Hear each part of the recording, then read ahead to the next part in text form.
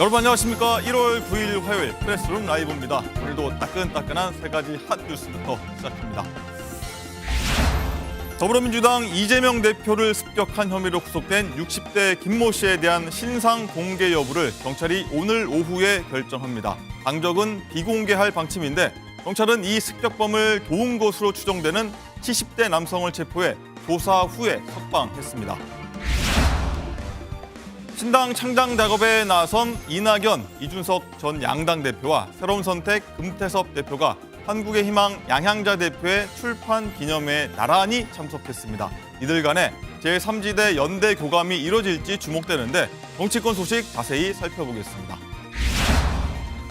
현재 수도권을 포함해 전국에 많은 눈이 내리고 있습니다. 오후에는 더 강해지고 내일까지 10cm 넘게 내릴 것으로 예보돼 눈 피해가 없도록 대비가 필요하겠습니다. 잠시 뒤 여러 정치권 소식 들고 프레스룸 라이브 바로 돌아오겠습니다.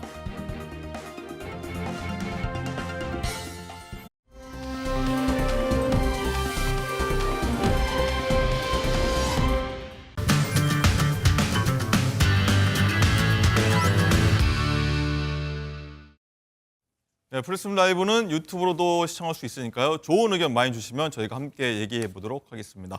자, 정치권 핫한 이슈를 모아모은 이슈집부터 시작하도록 하겠습니다. 저희 프레스룸 라이브의 뉴스 핵심 관계자 여러분들 나오셨습니까? 안녕하십니까? 안녕하세요. 어서 오십시오. 자, 이재명 대표 피습이 일주일이 됐는데 이 얘기부터 바로 시작하도록 하겠습니다. 장가희 기자, 어제 국회 행정안전위원회 행안위라고 하죠. 여기서 이를 두고 공방이 많이 벌어졌어요. 네, 그렇습니다. 민주당 의원들이 여기서 윤희근 경찰청장에게 이재명 대표 피습범에 대한 당적을 공개하라 이렇게 요구를 했습니다. 이 밖에도 이번 피습 사건을 해방정국의 김구, 여운형 암살 사건과 비교하기도 했는데요. 이 행안위 의원들의 질의 내용 들어보시죠. 김구 선생이나 여운형 선생에 대한 암살 이후로 이렇게 범행을 저지른 것은 그야말로 초유의 일이다. 당적 공개합니까 안 합니까? 일단 현재까지는 관련 법이 있기 때문에 그 근데 법에 그게요. 의하면 사실은 공개가 저희 마음대로 임의로 할 수가 없는 그런 내용이라고 그렇지 판단하고 않습니다. 있습니다. 네. 다 공개가 돼 왔고 이게 거의 사문화된 조항입니다. 경찰 이 대표 목 부위 1cm 열상, 경상 추정 이렇게 돼 있습니다. 이게 그 뒤에 있었던 사건 조작 그리고 자작극을 이야기했던 여러 가짜 뉴스들의 근거가 됐던 영상입니다. 지금 하고요. 밑에 보시면 알지만 대테러 종합 상황실 이렇게 돼 있습니다.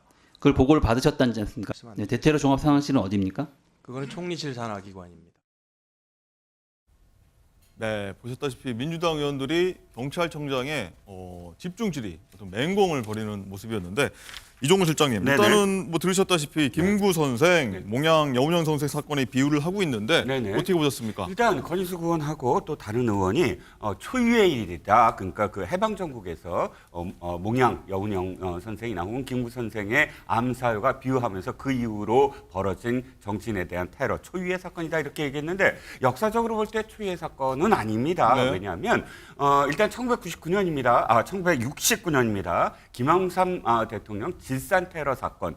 그것을 아마 위키트리나 뭐 나무위키나 혹은 또 다른 그런 백과사전을 찾아보시면 이렇게 나와요. 김영삼 당시 신민당 원내 총무를 암살하려 했던 네. 괴한들의 질산 투척 사건, 암살 사건으로 규정이 돼 있고요. 네. 뭐 비근한 가까운 예로 2006년도에 박근혜 한나라당 대표에 대한 그런 흉기 테러 사건도 있었고 가장 가까운 건 2020년에 오세훈 우세훈 후보가 4월 총선에 나왔을 때 그때도 흉기를 든 괴한이 덮쳤는데 시도에 그쳤습니다. 이런 사건들이 계속 있었는데 아마도 지금 민주당 의원들은 이재명 대표를 뭐 몽양 여운형 김구 선생의 비유를 하면서 네. 뭔가 지금의 어떤 국면에 대해서 좀 이렇게 어필을 하고 싶었던 마음인 것 같으나 역사적으로는 좀 정확하게 초유다 이렇게 표현한 건 좀 무리였다라고 생각을 합니다. 네, 몇 차례 더 있었다 이렇게 뭐 정리하면 될 것 같고요.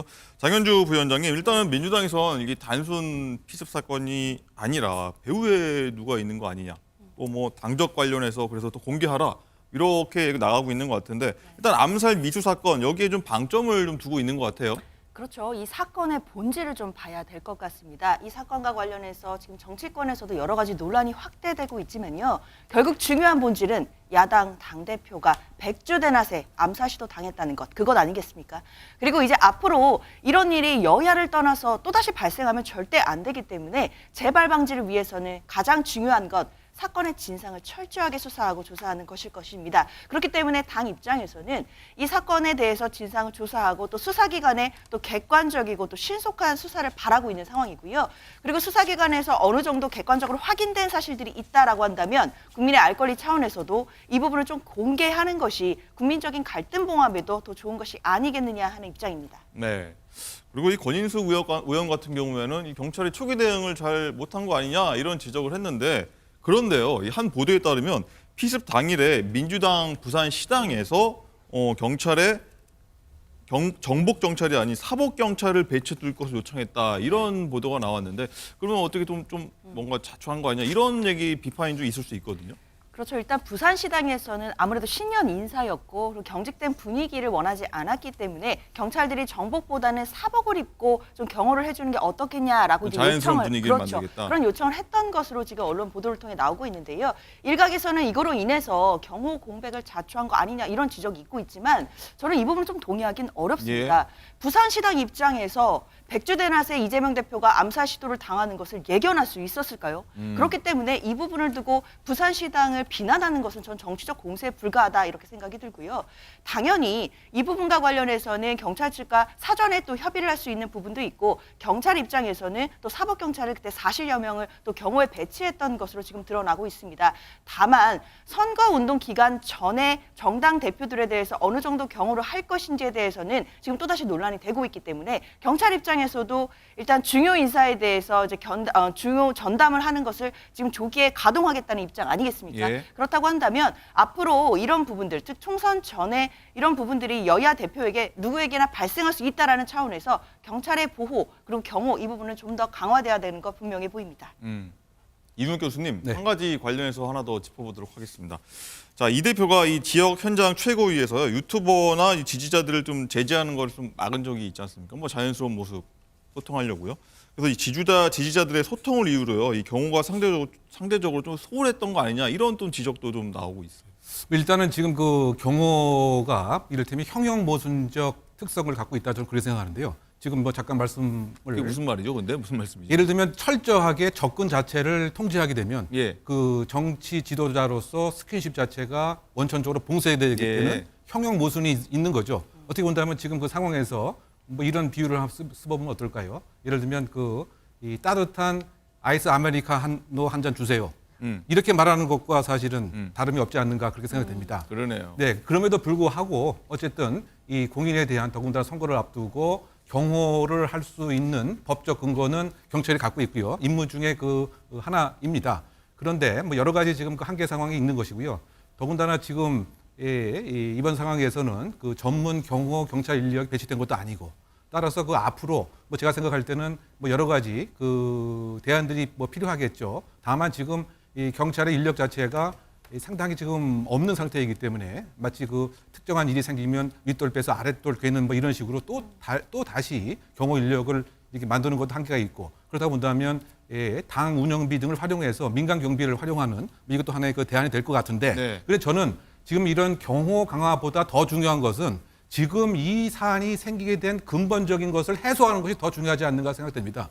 이른바 그 정치적 부족주의가 계속 지금 진행되고 있기 때문에 이런 일이 생긴 것이 아닌가. 즉 부족을 위해서라면 사람도 죽이려고 하는 이런 마음에 대한 심성 이것을 누가 만들었느냐. 결국은 정치 지도자들이 자극하고 이것을 토양으로 삼아서 이용한 점은 있지 않느냐. 뭐 이를테면 그 정체성 정치의 폐해라고 생각됩니다. 네. 엉터리 이념이라고 뭐 얘기하는 경우도 있고요. 아름다운 선거보다는 선거 결과가 중요하다. 이것에 고무된 이른바 그 극단적 정치 옹호자들이 이와 같은 공격을 행위를 했다. 그러면 이것에 대한 해소 방안이 경호에 대한 강화보다 더 중요한 것은 아닌가. 그런데 이런 것에 대해서 지금 그 정당 관련인들은 별로 관심을 갖고 있지 않는 듯한 이런 인상을 개인적으로 가져봅니다. 네. 이건 일리 있는 말씀이라서 또 최근에 언론에서도 많이 사실 지적한 부분이기도 합니다. 자, 이종훈 실장님, 네. 이 당적 관련 얘기도 한번 해보겠습니다. 요새 뭐 가장 핫한 이슈입니다. 이 가장 당적이 뭐냐 여기서 가장 관심인데 윤 청장은요 현행법상 공개가 어렵다고 얘기했습니다. 근데 민주당 의원들은 당적과 또 이 피의자가 내놨던 변명문 있지 않습니까? 네네. 이거 국민 알 권리 차원에서 빨리 공개해야 된다. 이 얘기를 어제 강하게 주장하고 있더라고요. 네, 그렇습니다. 민주당에서 입장이 약간 좀 바뀌었죠. 네, 그런 왜냐하면 기류예요. 초기에는 당적이 왜 중요하냐, 맞아요. 뭐 이렇게 이야기하다가 이제 당적을 공개하라라고 나섰습니다. 저는 뭐 입장을 바꾼 거는 중요하지 않고요. 중요한 건 당적은 밝혀야 된다고 생각을 해요. 왜냐하면 이 사건은 그냥 개인에 대한 일반적인 어떤 우발적 범행이 아니지 않습니까? 정치적인 어떤 해석이 분명히 포함되어야 될 그런 정치 테러로 지금 규정이 되고 있고요. 또 그렇기 때문에 한 가지의 의문점도 남기지 말아야 됩니다. 그래야 정치에 대한 신뢰가 다시 회복이 되고 선거가 그대로 진행이 될 수 있습니다. 그렇다면 당적이 굉장히 중요하게 됐어요, 이제. 왜냐하면 범행 동기가 뭐냐, 정치적인 이유일 것이다라고 추정만 하고 있는데, 그렇다면 왜 당적을 지금 언론 보도에 따르면 당적을 바꾼 걸로 알고 있는데, 그럼 왜 처음에 어느 정당에서 활동을 하다가 왜 그럼 이쪽 정당으로 옮겨졌느냐에 대한 그 구체적인 어떤 동기가 있어야만 이 범행의 이유를 알 수가 있거든요. 근데 경찰이 지금 법을 너무 조문으로만 받아들이고 있다. 이 법의 취지가 이런 범행에 있어서 이 범행 동기를 밝히지 마라. 밝히지 않아야 되는 걸로 법을 만든 건 아니거든요. 예. 당시 이제 여러 가지 어떤 상황들, 개인정보가 공개됐을 경우, 예를 들어서 옛날 그 군사정권 시절에 많은 어떤 그런 폐해들이 있었기 때문에 개인적인 어떤 그런 압박이라든지 그런 것들을 보호하고자 만든 어떤 법의 취지라면 이건 좀 성격이 다르다는 겁니다. 그럼 경찰이 이것을 밝히기 위해서 어떤 노력을 했느냐, 법에 그냥 안 밝혀야 되므로 우리는 안 밝히겠다, 이런 태도는 굉장히 소극적인 태도라는 겁니다. 말씀하신 대로 이제 피의자 당적 관련해서는요. 처음에 민주당이 뭐 이런 입장이 아니었거든요. 처음에 어떤 입장이었는지 저희가 한번 목소리 한번 먼저 듣겠습니다.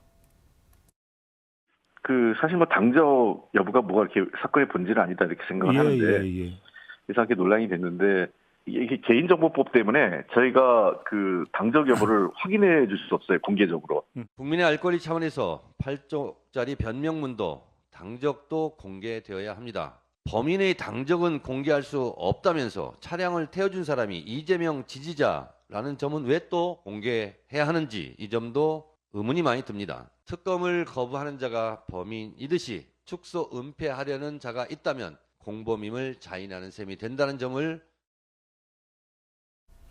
네, 처음에는 당적이 뭐 중요하냐 해서 이젠 당적을 공개해야 된다 이런 입장이 바뀐 거를 한번 들으셨는데, 장현주 부위원장님, 일단은 지금은 되게 중요한 단서다, 공개해야 된다, 당적이. 이쪽이 입장 바뀐 이유가 뭔가요?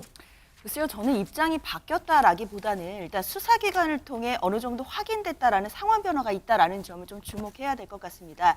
이재명 대표가 지난주에 피습을 당하고 사건 초기에 당적 논란뿐만 아니라 여러 가지 가짜 뉴스를 포함한 또 정파적인 주장들이 굉장히 많았었습니다. 그로 인해서 이 사건의 본질이 가려지고 결국에 이 사건으로 인해서 우리가 나아가야 할 방향 자체가 또 흐려지는 그런 부작용들이 분명히 존재했는데요. 특히나 정파적인 이해관계에 따라 정치적인 해석들도 존재했고, 지지자들의 양쪽으로 지금 진영이 갈려서 서로 간의 진흙탕 싸움까지도 할 수 있는 그런 혼선이 초래하는 상황이었습니다. 특히나 사건에서 당적 관련 같은 경우에는 범행의 동기를 파악하는 또 한 가지 요소가 되는 것은 또 분명하기 때문에 여러 가지 또 언론 보도들도 분명히 존재했습니다. 다만 지금 단계에서는 수사기관에서 각 당에 대해서 압수수색 영장을 집행해서 당적을 확인한 상황입니다. 그럼 적어도 어느 정도 객관적으로 수사기관에서 확인을 했다라고 한다면 이제는 또는 정치적으로 또는 국민들 간의 혼란을 바로잡아주기 위해서라도 국민의 알 권리 차원에서 당적을 공개를 하는 것이 이 혼란을 좀 바로잡아주는 것이 아니겠느냐 하는 입장인 것이고, 이게 수사기관에서 밝혀지지 않는다 하더라도 어차피 재판 과정에 가면 이 당적들이 공개될 가능성이 높기 때문에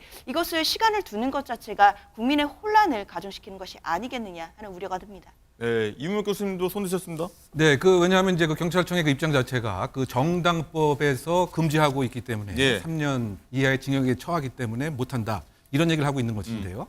그런데 그 특강법 8조 2에서는 일정한 요건이 맞으면 신상을 공개할 수 있도록 이렇게 되어 있습니다. 그러면 이 얘기는 뭐냐면 이 경찰이 공개를 해도 유법성이 조각될 수가 있다라고 저는 생각합니다. 이제 이 얘기는 뭐냐면은 예를 들면 의사가 수술을 할 때 이를들면 그 칼, 집도유를 갖고서 수술하지 않습니까? 그런데 이것은 의료법에 의한 정당한 업무 행위입니다.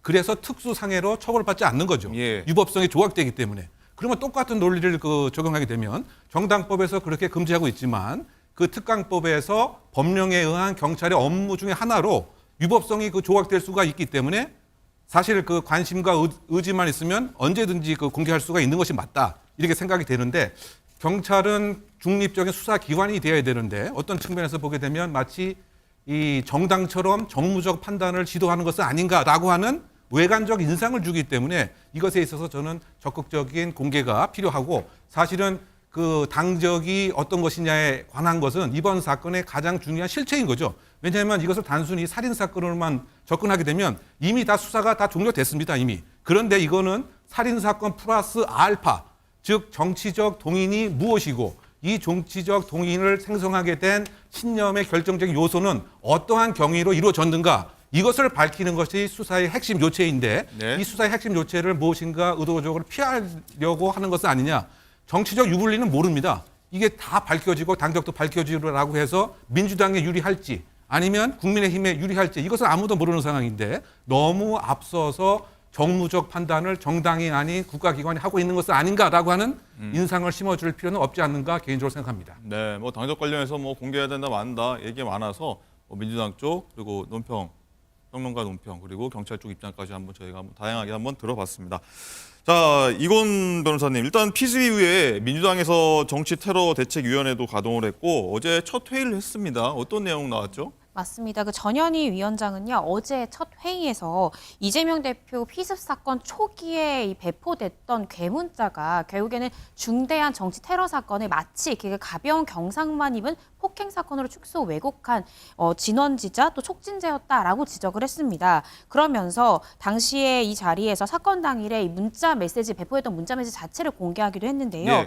그 메시지를 좀 살펴보면 대테러 종합 상황실 명의로 작성이 된 문자입니다. 그 문자 내용 중에는 목 부위 1.4cm의 자상으로 규명됐던 이재명 대표의 이 상처 부위를 1cm 열상으로 추정된다 이렇게 표현이 되어 있다는 점도 지적하기도 했습니다. 따라서 전 위원장은 여기에 문자 발신자로 되어 있는 이 대테러 종합 상황실이 도대체 어디에 소속된 기구이며 그 정체가 무엇인지 이런 부분 철저하게 밝혀줘야 되고 또 이 문자 작성 주체와 지시 보고 라인 또 이 경위와 목적에 대한 철저한 진상규명이 필요하다 이렇게 강조하기도 했고요. 이외에도 이재명 대표 피습 사건의 피의자로 지목되고 있는 김모 씨의 범행 동기가 무엇인지 또 공범은 있는지 배후 유무는 어떤지 이런 부분에 대해서도 철저히 진상을 규명해야 된다라고 당부하기도 했습니다. 예, 그러면 대책위 목소리 직접 한번 듣고 얘기 이어가도록 하겠습니다. 예리한 칼에 의한 심각한 자상이 이미 명백히 현재 확인이 됐습니다. 그런데 이 문자는 목 부위 1cm 열상으로 경상이 추정된다라고 표현을 하고 있습니다. 발신자인 대테러 종합 상황실이 어디에 소속된 기구인지 진상 규명이 돼야 됩니다. 윤희근 경찰청장은 오늘 국회 행정안전위원회에서 가짜뉴스를 유포한 대테러 종합 상황실은 총리실 산하 기관이다라고 답변했습니다. 국무총리실이 이재명 대표를 왜곡하고 조롱한 가짜뉴스의 시발점이었다니 충격적입니다. 네, 오늘 정치테러 대책위원회가 오늘 경찰청 국가수사본부를 방문한다고 하죠. 이종건 실장님. 네. 권칠승 대변인이요. 국무총리실이 가짜뉴스의 시발점이었다 이렇게 얘기를 하네요. 예, 저는 이 발언을 보면서 아니 민주당이 왜 이렇게 지금 난센스의 그런 지금 표현을 쓸까라고 생각을 했습니다. 이유를 말씀을 드릴게요. 앵커께 제가 질문을 합니다. 미국의 그러니까 미국의 첩보국이 어디 있죠? 최고 첩보국이 정보국. 미국 CIA. CIA로 예. 알고 계시죠? 아닙니다. DNI입니다. 국가정보국이에요. 무슨 말씀을 드리고 싶냐? 우리는 지금 CIA가 미국의 가장 높은 그런 그 중앙정보국으로 알고 있는데 네. 최소한 9.11 이전까지는 맞는 대답입니다. 하지만 9.11 테러 이후에 미국에는 16개 정보국이 있어요. 16개 정보국 있는데 미국의 9.11이 테러 난 이후를 돌아보니까 각각의 정보국들이 서로 정보를 교환하지 않았기 때문입니다. 아하. 그래서 그때 뭐를 만드냐면 DNI, 국가정보국을 만들어요. 이 DNI가 나머지 16개의 정보국의 그 정보들을 전부 다 갖고 옵니다. 그래서 전부 공유하게 만들어주는 곳입니다. DNI는 스스로 첩보를 만들지 않습니다. 그리고 DNI는 수사나 첩보를 하지 않습니다. 수집만 다만 수집해서 공유하는 총 그 컨트롤 타워죠. 지금 대테러와 관련돼서 9.11 이후에 우리나라도 2000년부터 계속 2003년, 2015년 국민의힘 개혁정당이 테러 방지법을 만들려고 했던 이유가 바로 이겁니다. 지금 우리도 각각의 어떤 정보가 흩어져 있기 때문에 그걸 모아야 된다. 그래서 지금 민주당이 계속 반대를 하고 필리버스터까지 했습니다. 그래서 테러 방지 지금 뭐 테러 대책위원회를 만드셨는데 그때 그럼 들으셨으면 훨씬 더 빨리 우리가 테러에 대한 어떤 안전 국가가 됐을 텐데 예. 다시 돌아오겠습니다. 짧게 하겠습니다. 대테러 센터는 어쨌든 2016년에 통과된 테러 방지법으로 만든 거예요. 그래서 컨트롤 타워입니다. 이 대테러 센터는 그 밑에 이제 지금 종합 상황실이 있는데 뭐를 하냐면 정보들을 다 받아서 공유하는 거예요. 그럼 누구한테 1cm 열상이라는 건 누구한테 받았을까요? 소방본부한테 받았습니다. 제일 처음 달려간 소방본부가 그 보고서에도 나와요. 1cm 열상이다. 라고 그 보고를 합니다. 그 보고가 들어와서 대테러 종합 상황실이 지금 그 보고 그대로 공유하는 겁니다. 문자로. 그것을 갖고 무슨 처음에 이거를 만들었느니 뭐 지금 이 총리실이 가짜 뉴스의 시발점이라느니 이렇게 표현하는 건 아니 책임 있는 제1야당이 지금 테러 방지법 이후에 이 대테러 센터가 어떻게 만들어졌는지 뭘 하는지도 지금 파악을 못하고 이렇게 이 사실을 왜곡하고 호도하느냐라는 비난을 받을 수밖에 없는 지점입니다. 장윤주 부위원장님 여기에 대해서 간단하게 일단은 그런 프로세스가 있었다라고 네. 말씀해 주셨거든요. 네. 민주당 입장 어떨까요? 일단 그렇습니다. 이재명 대표가 피습을 당했던 당일날 저 문자 저도 받아봤거든요. 많은 분들이 저 문자를 보고 1cm의 열상으로 이제 경상으로 추정된다라는 말을 보고 다행이다라고 이제 안도하셨던 분들도 많았던 상황이었습니다. 그러나 결과적으로는 그리고 수술까지 했고 1cm 이상의 그 자상을 입은 것으로 지금 밝혀졌기 때문에 처음에 저 문자로 인해서 여러 가지 혼란이 초래하고 왜곡이 됐던 점만큼은 부인하기는 어려워 보입니다. 그리고 지금 대테러 종합상황실에 대해서는 윤희근 청장이 총리실 산하기관이라고 이야기를 했기 때문에 민주당이 이 부분을 지적하는 것이고요. 이 문자에 대해서 누가 최초에 작성했고 유포자는 누구인지 그리고 유포된 경위에 대해서도 진상조사가 필요하다라는 입장이기 때문에 이 부분에 대해서는 당이 계속 문제 제기를 할 것으로 보입니다. 네, 알겠습니다. 자, 다음 피의자 관련 얘기도 이어가도록 하겠습니다. 장가희 기자, 이 대표 습격범 김모 씨에 대한 신상 정보 공개가 오늘 공개할지 말지 결정된다고요? 네, 그렇습니다. 오늘 오후에 이 회의가 열리는데요. 경찰, 의사, 변호사 등 7명이 모인 7명 이상이 포함된 신상정보공개심의위원회에서 피해자 김 씨의 이름과 얼굴, 나이 이것을 공개할지 말지를 결정하는 회의를 하는 겁니다. 3분의 2 이상이 동의하면 되고요. 신상을 공개하기로 결정이 되면 피의자 정보는 즉각 공개됩니다. 그렇군요. 이곤 변호사님, 일단은 이 피의자 김 씨가 범행 전날부터 흉기를 갖고 부산과 경남 일대를 막 돌아다녔다는 이 사실도 또 새로 확인이 됐어요. 네, 그렇습니다. 경찰이 수사를 해보니까요. 이 피의자 김모 씨 철저히 사전에 계획했던 것으로 보여집니다. 사건 전날인 1일 오전 8시 40분쯤에 KTX를 타고요. 이 부산역에 도착을 했습니다. 그리고는 바로 향한 곳이 김해 봉화마을에 도착을 했는데 이 김해 봉화마을은 이재명 대표가 노무현 전 대통령을 참배하는 공개 행사가 열렸던 장소인데 여기에 찾아갔던 거죠. 그런데 이 문제가 됐던 게 봉화마을에 김모 씨가 갔을 때 흉기를 소지한 상태였다라고 합니다. 당시에 이제 현장에 같이 있었던 목격담 등에 따르면 이 김 씨와 인상 차이가 비슷한 남성이 이 대표에게 접근하려는 모습이 포착됐다라는 말이 나오고 있습니다. 흉기를 소지했고 이 대표한테 접근하려 시도했다. 이거는 이 대표를 해치려는 시도를 했다라고 지금 풀이가 되고 있고요. 행사를 마치고 나서 이 김모 씨가 다른 지지자의 차량을 얻어 타고 오후 4시쯤에 또 양산에 있는 평산마을로 이동을 합니다. 이 평산마을 같은 경우에는 범행이 일어났던 이 일에 문 전 대통령을 이 대표가 예방할 그런 계획이었던 장소였는데 이 김 씨가 범행의 계획을 세우고 하루 전 이 평산마을을 사전에 답사했던 것으로 그렇게 추정이 되고 있습니다. 양산을 방문했던 이 김 씨는요, 가덕도로 이 사건 범행 전날 가덕도로 향해서 10분 정도 이 가덕도를 둘러본 것으로 현재 지금 밝혀지고 있는데, 이 또한 사전에 범행을 계획을 했던 것이 아니냐, 사전 답사했던 것이 아니냐 네. 이렇게 지금 추정이 되고 있습니다. 그리고 하룻밤을 자고요. 그 다음날 아침, 이 범행 당일에 아침에도 가덕도에 도착을 했는데, 알고 보니까 이 대표를 습격하기 전 2시간 반 전에 미리 와서 범행을 사전에 계획했고 둘러봤던 것으로 그렇게 밝혀지고 있습니다. 네. 그리고 이윤혁 교수님, 네. 일단 범행 전날에 김해 봉화마을에서 김 씨 모습이 포착된 영상이 있거든요. 저기 한번 영상 한번 틀어줄 수 있을까요? 자, 보시면요. 한번 먼저 말씀드리면 저 앞에가 그 습격경 같은데 뭐 허공에다가 뭘 찌르는 듯한 모습을 보여요. 저거는 어떻게 해석해야 됩니까? 뭐 예행 연습했다고 봐야 됩니까? 그 소위 말해서 그 촉수거리를 정확히 인식을 하고 공격 행위를 했다. 여기 촉수거리라고 하는 것은 보통 그 75cm 정도, 1m 안에 이를테면 요인 테러를 가능하게 되는 거리를 얘기합니다. 그래서 그 거리 안에서 자신의 일정한 행위를 미리 사전 연습을 하는 모습으로 해석할 수밖에 없을 것 같습니다. 예. 더군다나 그 방향도 그 상당히 그 위험한 목 부위에 대한 공격 행위를 그 실현을 한 것이고요. 또 어떤 면에서 보게 되면 저 행동과 그다음에 그 당일날 그 이재명 대표에 대한 행위 자체의 이 모습을 보게 되면 거의 뭐 일치하는 이런 모습을 볼 수가 있죠. 그래서 일반적으로 그 테러범들이 사전에 많은 연습을 하는 것이 보통적인 특성인 것이죠. 네. 뭐 조승희 같은 경우에도 총탄으로 연습을 또 했었고요. 그리고 테러범은 신념에 근거한 범죄 그 행위이기 때문에 상당히 그 계획적이고 그야말로 처벌 자체를 그 두려워하지 않는 이런 그 특색이 그 있습니다. 그리고 제가 하나 조금 더 부연 설명을 하고 예. 싶은 거는 조금 전에 우리 그 패널 그 토론 중에서 예를 들면 제가 그 정부기관의 그 테러 자문위원이기 때문에 정확한 정보를 위해서 시청자들의 이를테면 그 테러 방지법에서의 그 테러는 우리가 지금 정치적 테러는 맞습니다. 그런데 그 테러 방지법에서의 그 테러는 UN 등이 지정하는 테러 단체에 의한 행위를 그 얘기하는 것이고요.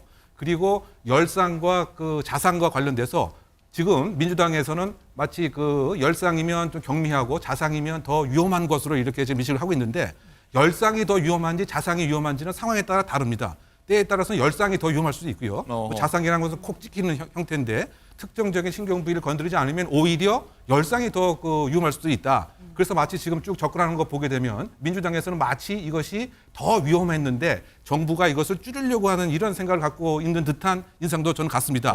그런데 열상이나 자상이나 이것은 위험한 것은 상황에 따라 그 다른 것이고, 그다음에 그 테러와 관련돼서 지금 그 국무총리실에 그 대테러 센터가 있긴 한데 거기에서의 그 테러는 이른바 유엔에서 지정하는 국제의 테러 단체의 조직원을 얘기하는 것이다. 네. 어쨌든 일반적으로는 정치적 테러라고 우리가 얘기하긴 합니다. 하지만 말이죠. 네.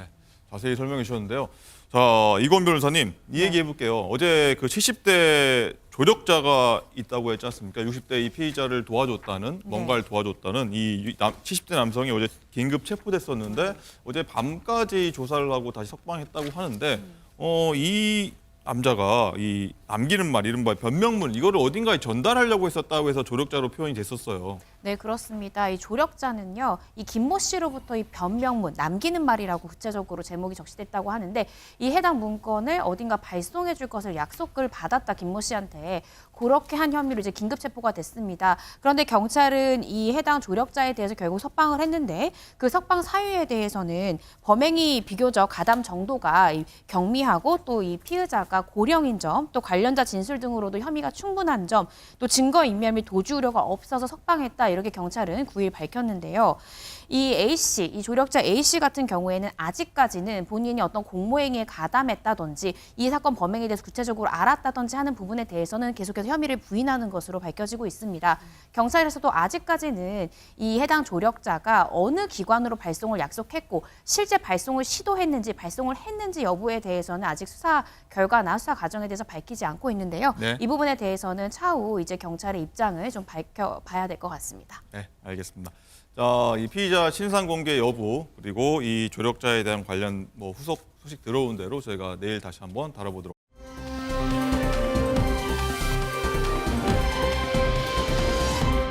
자, 분위기 바꿔서요. 장가 기자, 제3지대, 정치권 제3지대 뭐 굉장히 얘기 많이 나오는데 이 얘기 해보도록 하겠습니다. 자, 창당 준비에 들어간 이낙연 전 대표 그리고 이준석 전 대표가 조금 전이죠. 방금 전에 만났다고요? 네, 그렇습니다. 민주당에서 탈당한 양향자 한국의 희망 대표가요, 오늘 오전 10시에 출판 기념회를 열었는데요. 여기에 이준석 전 대표, 이낙연 전 대표, 그리고 금태섭 새로운 선택 대표까지 참여를 했습니다.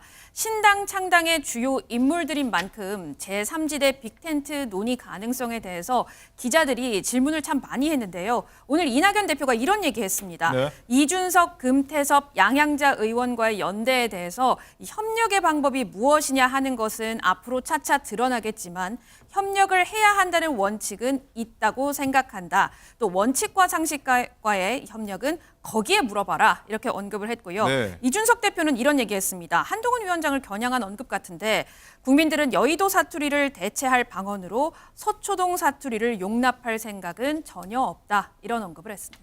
일단 뭐 연대 가능성을 좀 열어둔 것 같아요. 일부한테는. 이종훈 실장님. 네. 일단은 뭐 빅텐트라고 하는 부분 관련자 부분들 모두 모였습니다. 네. 김종인 전 위원장이 뭐 어떤 중요한 역할을 뒤에서 하고 있다 이런 얘기까지 나오고 있는데 네. 이분까지 다 모였는데 네. 어쨌든 이들이 뭐 조심스럽게 서로 접근을 하고 교감을 나누겠죠. 네. 오늘 뭐 모임 자체가 의미가 얼마나 있을까요? 일단 지금 그 두 가지 말씀을 하셨는데 김종인 위원장 언급하셨고 또 다 모인다 이 두 가지를 말씀하셨는데 사실 김종인 위원장이 얼마큼 힘이 될까라는 거 저는 일단 퀘스천 마크입니다. 네. 왜냐하면 김종인 위원장이 성공한 사례가 딱 두 번이에요. 박근혜 새누리당 비상대책위원장 시절에 비대위원으로 한번 참여했고 또 문재인 더불어민주당 대표 시절에 비대위원장으로 한번 참여했습니다. 둘 다 성공한 사례만 말씀을 드립니다. 네. 그런데 실패한 사례도 많아요, 솔직히 말씀드리면. 그러면 이 김종인 위원장의 특기는 신축이 아니라 재건축이다. 기존에 있는 건물을 리빌딩해서 네. 이렇게 모양을 바꾸는 거는 언제나 성공을 했습니다. 그런데 신축하는 것, 정말 새롭게 무엇인가를 만들어내는 곳에서 성공한 예가 없었다는 겁니다. 일단 기존의 정당 시스템에서 정권을 잡고 그것을 포장을 바꾸거나 혹은 인형을 바꾸거나 사람을 바꾸는 역할에 성공을 했다는 점. 그다음 두 번째, 많이 모여서 다 잘 됐을까요? 민주국민당이라는 사례를 짧게 한번 말씀드려볼게요. 당시에 이해창 대표가 김윤한, 굉장히 유명한 정치인이죠. 네. 김윤한 의원을 공천 탈락시키면서 당시에 이쪽 저쪽 새천년민주당과 그다음에 이쪽 한나라당에서 탈락한 사람들, 아주 쟁쟁한 사람들입니다. 박찬종, 이수성, 또 장기표까지 많이 올라가네요. 또 그다음에 지금 말씀드린 김윤한, 신상우 어마어마한 정말 의원들이 다 모였어요. 이쪽 끝에서 이쪽 끝까지 다 모였습니다. 현역 의원 10명도 모였습니다. 어떻게 총선에서 됐냐면 한 명도 당선이 되지 못했습니다. 이유는 도대체 깃발이 뭐냐, 이념이 뭐냐, 뭐 때문에 모였느냐. 정체성이 뭐하다. 그저 정치 공학적으로 이념과 달리 그냥 다 모였다. 금배지만 달면 된다. 이렇게 유권자한테 보이거든요. 지금의 모인 분들이 과연 어떤 생각을 갖고 모이느냐. 가치의 연대냐 아니면 이익의 연대냐. 이게 지금 중요할 것 같아요. 알겠습니다. 이문 교수님하고 이종훈 실장님 뭐 비유를 찰떡같이 해주셔갖고 옛날 얘기까지 해주시니까 되게 이해가 빠른 것 같습니다. 자, 그리고 장가 기자, 이낙연 전 대표가 이번 주 탈당 예고하겠다고 일단 선언을 했습니다. 네. 언제죠? 내일 모레입니다. 11일에 탈당 그리고 신당 창당을 공식 선언을 합니다. 이낙연 전 대표 측에서는 그동안 이재명 대표의 사퇴 그리고 통합형 비대위 체제 전환을 요구를 했지만 받아들여지지가 않았죠. 지난달 30일 이재명 대표와 회동한 뒤에 제 갈 길을 가겠다라고 언급했는데요. 어제 이낙연 대표가 민주당 의원들을 향해서 날선 비판을 했습니다. 들어보시죠. 도덕성과 다양성을 잃어버렸어요. 네, 민주당 국회의원 167명이었던가요? 그중에서 68명이면 44%쯤 되는데요. 44%가 전과자입니다. 다른 당보다 훨씬 비율이 높아요. 이랬던 적이 없습니다. 그런데도 당내에서 다양한 목소리는 봉쇄되고 있거든요. 뜻을 같이 하는 사람이라면 협력하는 것이 당연하다 이렇게 생각하고요. 우선은 민주당 내에서 개혁을 위해서 노력했던 혁신계 의원 모임 원칙과 상식의 동지들과 협력할 생각입니다. 얘기한 것 중에 민주당 의원의 44%가 전과자다 뭐 이런 얘기를 했는데 장윤주 부위원장님 일단 탈당 앞두고 직격탄을 날리고 또 나가는 모양새인데 어떻게 들으셨어요? 좀 민주당 안팎에서 많은 분들이 이낙연 전 대표의 탈당을 좀 만류하는 분위기인 건 네. 분명한데요. 정말 헤어질 결심을 하신 것 같아서 개인적으로 많이 아쉬운 마음이 듭니다. 그런데 다만 지금 민주당 의원들의 뭐 44% 정도가 전과자다. 그리고 그동안 이랬던 적이 없다라는 취지의 이제 직격탄을 날리셨는데 이 부분에 대해서 저는 좀 안타까운 마음이 드는 것이요. 지금 현재 민주당 의원들은 21대 총선, 그러니까 2020년 총선에서 당선된 분이실 텐데 그때 2020년 총선 때 이낙연 전 대표는 그 총선에서 공동 선임 선대위원장이었습니다. 네. 그리고 지난번 총선에서 종로에서 당선이 돼서 국회의원으로 활동을 한 바도 있고요. 물론 이제 대통령 경선 과정에 의원직을 내려놓기는 했습니다. 근데 그런 그 이력이 있었음에도 지금 민주당 의원들에 대해서 이렇게 직격탄을 날리는 것이 좀 자기 부정으로 보여서 좀 안타까운 마음이 들고요. 이 부분에 대해서 또 정성호 의원도 민주화 운동이나 또는 뭐 노동 운동과 관련된 전과를 뺀다면 훨씬 그 일반 범죄와 관련된 거 16%이기 때문에 이런 또 부분이 데이터적으로 맞지 않는다는 점도 지적을 하고 있는데 네. 저는 이런 데이터적인 거 그런 것을 떠나서 일단 이낙연 전 대표가 지금 탈당을 하는 정치적인 명분이 과연 있는지 그 명분에 당원들이나 국민들께서 공감해 주실지 이런 부분은 의문이 듭니다. 이낙연 전 대표가 나가면서 일단 예전의 민주당이 아니다 뭐 이런 부분을 지적했다는 것 같기도 하고요.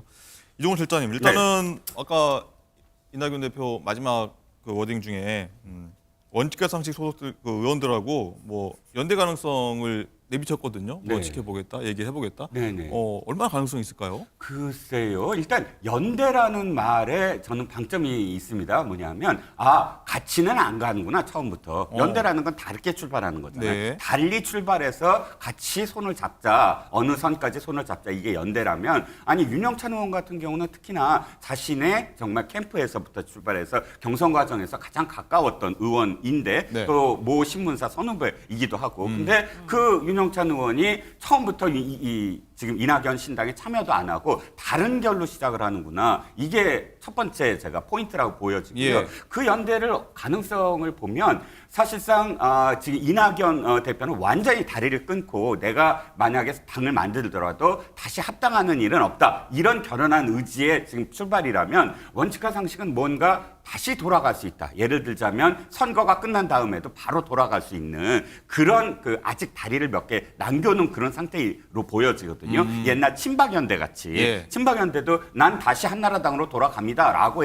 나오지 않았습니까? 그래서 결은 그렇게 좀 달라 보이는데 그래도 뭔가 연대, 즉 반명연대라든지 이런 가치의 연대를 통해서 선거를 함께 치를 수 있다. 단 같은 정당은 아니고 이런 지금 계획을 세우고 있는 것 같습니다. 그럼 어떤 방법이 있을까요? 같이 일단 선거를? 아까 말씀드렸듯이 반명, 반윤 연대, 뭐 기치는 좀 다르더라도 그렇게 연대를 했다라고 해서 각자 도생으로 뭐 성공을 하면 나중에 숫자에 따라서 같이 교섭단체를 만들 수 있다거나 아니면 합당을 할 때 어떤 의미에서는 협상을 또 다시 예. 이제 복당을 할 때 협상을 할 수 있잖아요. 개인적인 복당은 힘들지만 합당이라는 이름으로 뭐 다시 이제 돌아간다면 상당히 많은 지분을 또 요구할 수 네. 있으니까 그런 방법의 첫 번째 그 해결로 연대라는 표현을 쓴 게 아닌가 싶습니다. 네, 알겠습니다.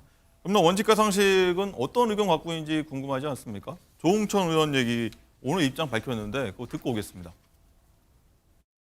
지금 비록 병상에 누워 계시지만은 뭐 당직자들 통해서 뭐 의사 표현은 가능하시리라고 보는데 이재명 대표에게 하루의 시간이 남았다. 그 하루의 시간 동안 저희의 요구에 대해서 좀 답변을 해주시라. 그러지 않으면 저희는 내일 소통관에 설 수밖에 없지 않냐. 저는 뭐 더 이상 당이 저희들을 특히 조홍천을 필요로 하지 않는다는 걸로 밖에 생각할 수밖에 없고 당으로부터 뭐 버림을 받은 거다. 난 뭐 그렇게 생각을 하죠. 이낙연 전 대표하고 같이 할 원칙과 상식이 가능성은 모든 게 열려 있고요. 예. 하루 남았다. 탈당하면 한 거라고 좀 보여지는데 이낙연 대표하고는 뭐 함께 할 수 있다. 또 좀 원론적인 얘기긴 합니다. 장윤주 부위원장님, 일단은 원칙과 상식 의원들 탈당으로 다들 기운 것 같아요. 뭐 시간만 남은 것 같아요. 모든 게 열려 있다라는 말은 결국 탈당 가능성도 열려 있다라고 해석할 수밖에 없을 것 같습니다. 사실 그동안 원칙과 상식의 의원들이 뭐 민주당 지도부를 향해 또는 민주당을 향해 사실상 수용하기 어려운 요구를 내걸었다라고 저는 개인적으로 생각합니다. 결국 통합 비대위를 꾸리자는 건 이재명 대표가 이제 퇴진을 하라라는 이야기였기 때문에 과연 전당대회에서 민주적 절차로 압도적인 득표율로 당선된 그럼 이재명 대표가 물러날 공감대가 형성되어 있느냐에 대해서는 많은 의문이 있었던 것도 사실입니다. 그러면 이재명 대표가 받아들일 수 없는 수용 조건을 요구한 상황이라면 사실 원칙과 상식 의원들도 지금까지 탈당을 위한 명분을 쌓고 있었던 것이 아닌가라는 또 일각의 조심스러운 분석도 나오고 있는 상황이거든요. 그러나 이제 지난주에 이재명 대표의 필습으로 인해서 이런 속도가 조금 늦춰졌던 건 사실인데요. 네. 그렇지만 이제 탈당을 만약에 결심하셨다라고 한다면 저 네 분의 의원들도 아마 더 이상 시간을 늦추시기는 어려울 겁니다. 총선의 시계가 지금 계속해서 흘러가고 있는 상황이기 때문에 뭐 내일이 되었던 이번 주 내로 그 의원들의 거취에 대한 부분들은 매듭이 지어질 것으로 예상하고 있습니다.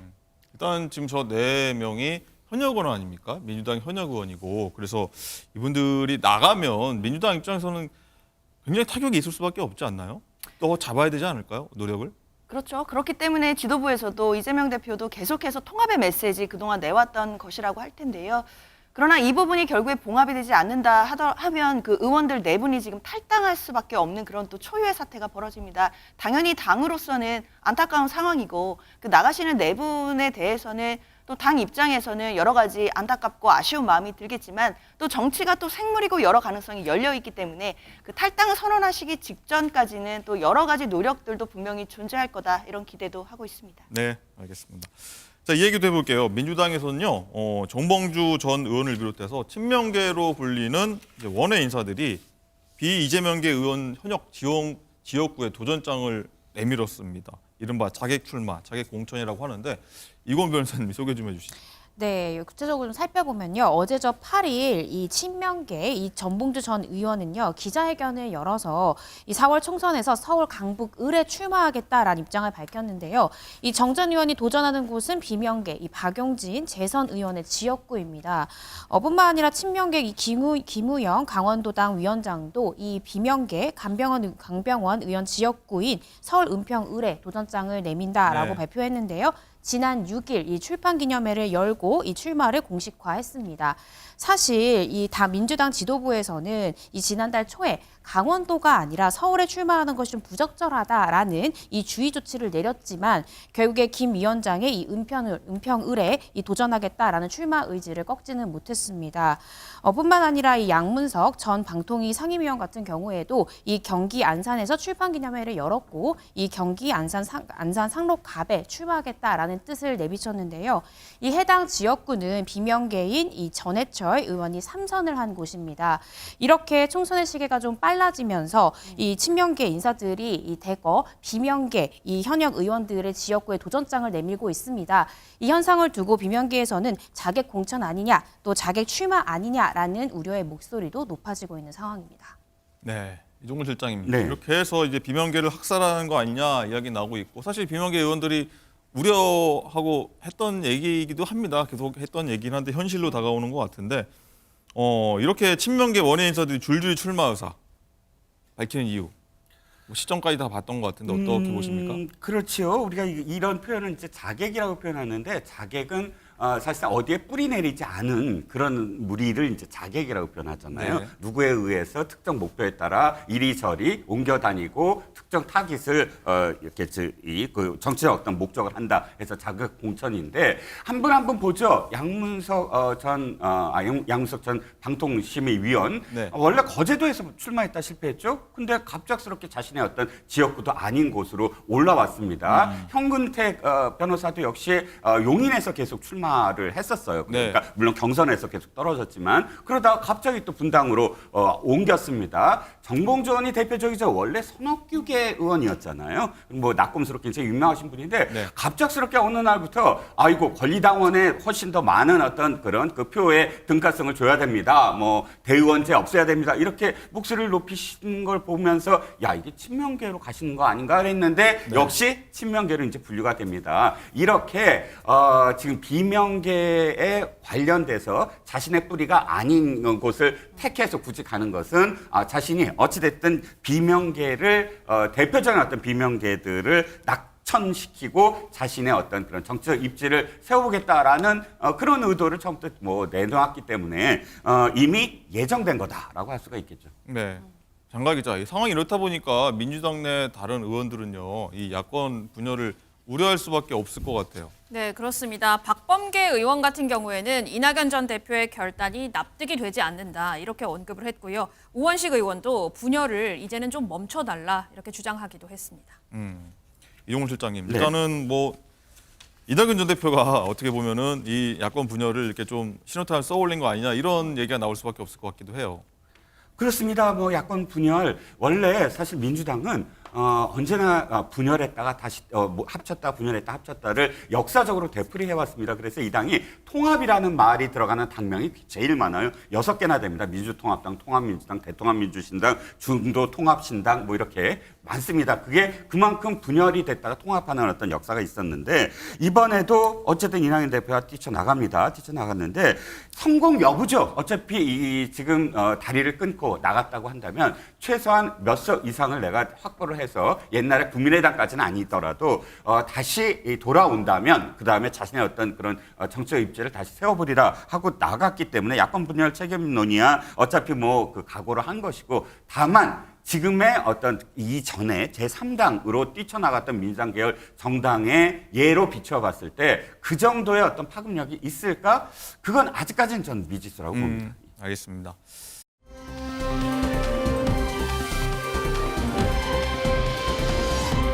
어제 국민의힘 강원특별자치도당 신년 이사회가 있었는데 한동훈 비대위원장이 나서서 또 뭐 어마어마한 분위기가 연출됐다고 하는데 영상 먼저 보고 오겠습니다.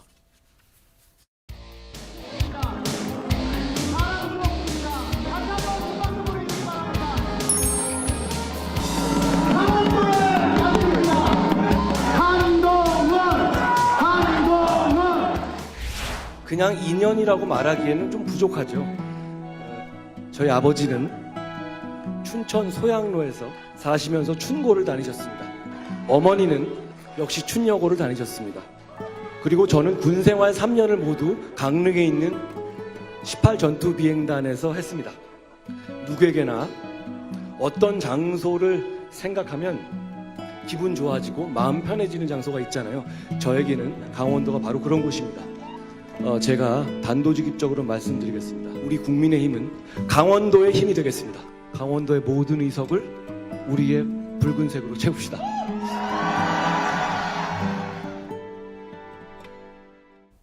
네, 장가 기자. 한동훈 위원장이 굉장히 나는 강원의 아들이다. 강원의 힘으로 만들겠다.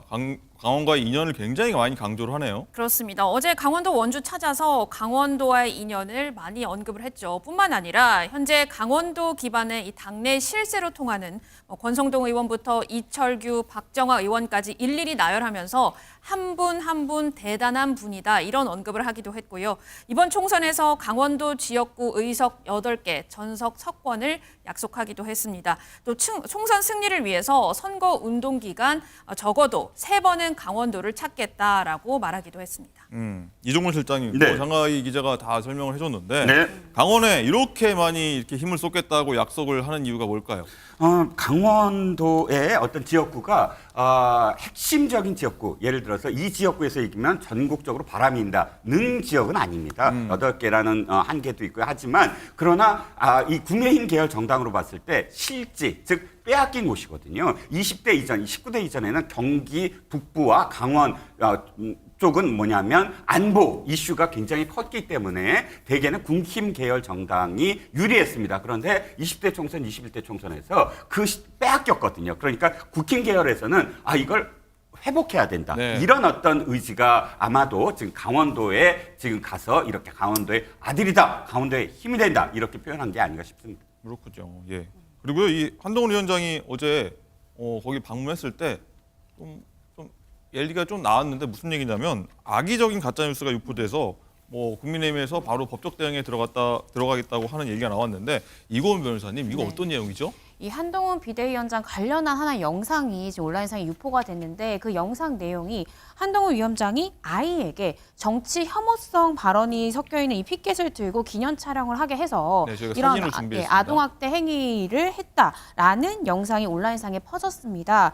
근데 그 피켓 내용이요, 이 한동훈 이 위원장을 지지하는 발언과 동시에 이재명처럼 되고 싶지 않다라는 정치 혐오성 발언이 담겨진 피켓 내용을 아이가 들고 이 한동훈 위원장과 사진을 같이 찍는 그런 영상이었는데 이게 국민의힘 측이 전체 영상, 편집되지 않은 전체 영상을 먼저 공개를 하니까 그 영상 속에서는 오히려 한 위원장이 기념 촬영 전에 이 어린이가 들고 온 피켓 내용을 확인하고서는 오히려 이 피켓을 치우는 그 모습이 영상, 전체 영상에 남겨진 거예요. 근데 이것을 악의적으로 편집을 해서 마치 한 위원장이 이러한 피켓을 들고 있는 아이와 기념 촬영을 강요한 것처럼 네. 함께 한 것처럼 그렇게 했기 때문에 국민의힘 이 미디어 법률단에서는 이게 오히려 정서적 학대에 해당하기 때문에 이 부분에 대한 법적 책임을 정확히 묻겠다라고 한 것입니다.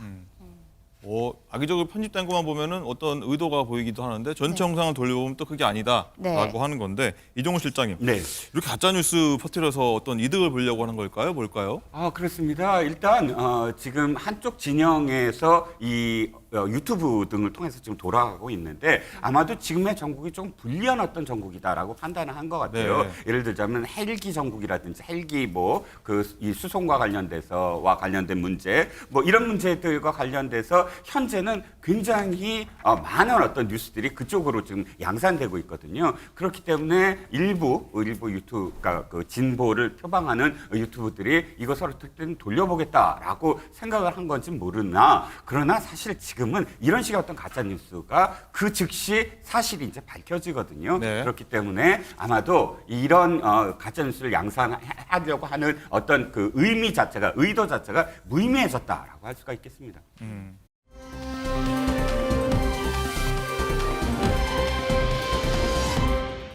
쌍특검 얘기도 한번 해보도록 하겠습니다. 오늘 국회 본회의 재표결 여부 협상 어떻게 될지 굉장히 궁금해졌는데 장가희 기자, 어떻게 됐죠?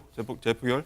오늘 오후에 국회 본회의가 열리는데요. 말씀하신 것처럼 이 윤석열 대통령이 거부권을 행사해서 국회로 다시 돌아온 이 쌍특검법 표결은 여야 합의가 불발됐기 때문에 오늘 표결을 하지 않습니다. 언제 다시 이 쌍특검법을 통과시킬지 말지를 표결하느냐를 놓고 여당과 야당이 치열한 논쟁을 벌이고 있는데요. 이게 재표결을 하게 되면 제적의원 과반 출석과 3분의 2의 찬성이 필요합니다. 298명이 전원 다 출석을 한다 했을 때 199표 이상이 나와야 하거든요. 민주당 등 범야권표를 합해도 180표 정도밖에 되지 않기 때문에 민주당에서는 국민의힘 공천 탈락자가 나올 때까지 기다렸다가 이 국민의힘 쪽에 이탈표를 기대하고 있는 상황입니다. 재투표는 의원 이름이 나오지 않는 무기명 투표이기 때문에 이 같은 국민의힘 반란표를 기대를 하고 있는 거죠. 여기에 권한쟁의 심판을 청구할 방침이고요. 이에 대한 여야의 목소리 듣고 오시겠습니다. 밀실 야합까지 하면서 패스트트랙으로 지정할 때는 언제고 이제는 권한쟁의 심판 운운하며 재표결을 지연시키고 있습니다. 자신의 정략적 목표를 달성하기 위해 법적 틈새를 노리는 입법 폭주일 뿐입니다. 오늘 쌍특검법의 재의결은 처리하지 않습니다. 국회가 사적으로 남용한 권한을 돕는 거수기가 아닙니다. 그리고 쌍특검은 국민 대다수가 요구하고 있어 대의기관인 국회가 국민의 뜻을 지켜야 하고 상권 분립과 민주주의 무력화 시도를 국회가 막아야 합니다. 대통령이 국민의 강력한 저항과 심판에 직면하기 전에 잘못을 바로잡을 수 있는 기회를 드리겠습니다. 민주당이요. 윤 대통령의 쌍특검법 거부권 행사는 이해 충돌이자 직권남용이라면서요. 헌재 권한쟁의 심판 청구를 위한 법적 검토에 착수했다. 이런 게 민주당 입장입니다. 장윤주 부위원장님. 네. 국민의힘에서는 이걸요. 헌재 권한쟁의 심판 청구 요거를 총선용 시간 끌기다 이렇게 주장하고 있습니다. 저는 동의하기는 어렵고요. 지금 문제가 되는 것은 대통령의 그 거부권 행사와 국회의원들의 심의 표결권이 충돌하는 지점에 있다는 것입니다. 대통령께서 앞서서도 일반 법안들에 대해 거부권 행사하신 적이 있는데요. 그때와 지금은 차원이 다릅니다. 그동안은 그냥 일반 법이었다면 지금은 본인의 배우자에 대한 특검법에 대해서 거부권을 행사하셨습니다. 과연 이런 경우에도 가족에 대한 수사에 대해서도 거부권 행사할 수 있는지, 결국 이해 충돌이 아닌지에 대해서 헌법재판소의 판단이 필요하지 않겠냐라는 것이 민주당의 입장이고요. 네. 특히나 헌법기관상의 그런 권한상의 어떤 범위나 유무에 대해서 다툼이 있을 때는 권한쟁의 청구를 할 수 있기 때문에 이 부분은 구체적으로 검토가 되고 있습니다. 네. 이종훈 실장님 똑같은 질문 드릴게요. 네. 국민의힘에서 이 권한쟁의 심판 청구 이걸 시간 끌기용이다. 맞습니까? 아닙니까? 일단 실익이 없죠. 실익이라는 건 권한쟁의 심판이 한 일주일 걸리고 2주일 걸려서 나와서 사실상 대통령을 다시 압박할 수 있는 그런 게 아니고 거의 1년 가까이 되거든요. 그렇다면 일단 지금 이걸 꺼낸 이유는 이렇게 꺼내서 계속 이슈하겠다라는 것 이외에 사실 정치적인 어떤 목적 이외에 실익이 없는 상황이지 않습니까? 그래서 저는 일단 이건 정치적인 어떤 쟁점으로 총선까지 끌고 가려는 그런 속내를 다 드러낸 게 아니냐라는 생각입니다. 또 여쭤보겠습니다. 윤 대통령 지지율을 보면요, 전주보다 1.5%포인트 하락한 걸로 나오는데 이 특검법 행사 이 거부권 행사로 영향이 좀 미쳤다고 봐야 할까요? 지금 한 1년 6개월 동안에 지금 그래프 보시죠. 1년 네. 6개월 동안에 이 추세선을 한번 보시면 출렁임이 있나요? 이것만이 아니라 이 전에도 굉장히 불리한 이슈는 굉장히 많았습니다. 그런데도 불구하고 이건 박스권을 지금 형성하고 있잖아요. 네. 어떤 면에서 민주당이 아니 왜 1.5%포인트밖에 하락 안 했을까라고 당황했을 거예요. 이게 거부권을 행사하면 그다음에 이게 탄핵으로 이어질 수 있게 바로 부인의 어떤 비리까지도 덮는다. 이렇게 해서 굉장히 정치 쟁점화하려고 했다고 생각이 드는데 네. 근데 1.5%면 사실 오차 범위 내에서도 아주 미동이거든요. 그럼 이게 안 내려갔다라고 제가 말씀드린 게 아니라 큰 충격은 아니다라는 겁니다.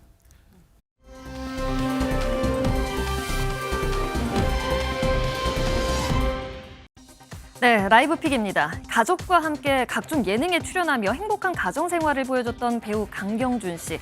최근 그간 방송에서 보여줬던 사랑꾼 이미지와 대비되는 외도설에 휘말리며 많은 이들에게 충격을 줬는데요. 게다가 이 불륜 의혹 상대는 유부녀로 상대 측 배우자에게 5천만 원 상당의 상간남 소송까지 제기당한 상태였습니다. 강 씨는 이에 대해 억울함을 토로해왔고 누리꾼들도 사실관계가 확실해질 때까지 중립하자는 반응이었습니다. 그런데 어제 강 씨와 상대 여성이 나눈 메시지가 공개됐는데요. 이 내용에 그를 믿었던 대중들은 실망할 수밖에 없었습니다. 공개된 대화 내용 속 두 사람은 누가 봐도 연인 같은 애정 표현들을 주고받았던 건데요. 묵묵부답으로 일관하던 소속사도 결국 배우의 사생활 관련 내용이라 답변 드릴 부분이 없다며 구체적 해명 없는 사과와 함께 전속 계약 만료 소식을 전했습니다.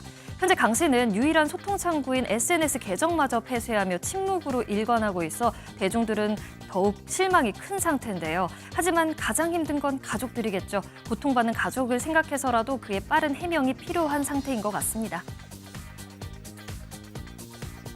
두 번째 라이브픽, 미담 제조기로 불리는 임영웅 씨의 선행 이야기인데요. 라이브픽에서도 여러 번 전해드린 바 있죠. 그의 미담은 2024년도에도 이어지는 듯합니다. 지난 7일 임영웅 씨의 광주 콘서트에서 임영웅 씨를 보기 위해 대기 중이던 50대 여성 관람객이 의식을 잃고 쓰러지는 사고가 있었는데요. 이 관람객의 자녀가 자신의 블로그에 당시 상황을 전해 화제가 됐습니다. 평소 협심증을 앓고 있던 여성 관람객 며칠 전부터 가슴에 답답함을 호소했지만 우리 영웅이 콘서트는 갈 수 있다라며 콘서트에 방문했고 콘서트 입장 대기 중 정신을 잃어 병원으로 이송됐었다고 합니다. 현장 관계자들은 발빠른 조치와 함께 일부 병원비까지 지원했다고요. 덕분에 이 관람객은 다행히 의식을 회복할 수 있었는데요. 관람객의 자녀는 임영웅 씨 측의 세심한 배려에 감사를 표했습니다. 그간 여러 미담을 전해드렸지만 이 생명을 구한 만큼 이번엔 정말 이름 그대로 영웅이었던 듯 싶네요. 지금까지 라이브픽이었습니다.